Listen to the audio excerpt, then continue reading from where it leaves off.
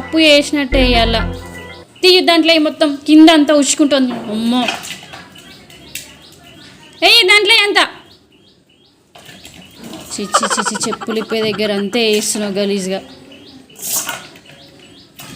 మీరు ఆడేమో అది తీసేటప్పుడే కూర్చుంటాడు మంచిగా. అనే బిడ్డ దాంట్లో కూర ఉండద్దా, కూర చేయొద్దా దాంతో?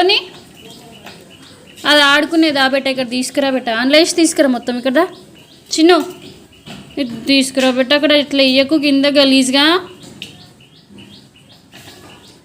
అయ్యో అయ్యయ్యో అయ్యో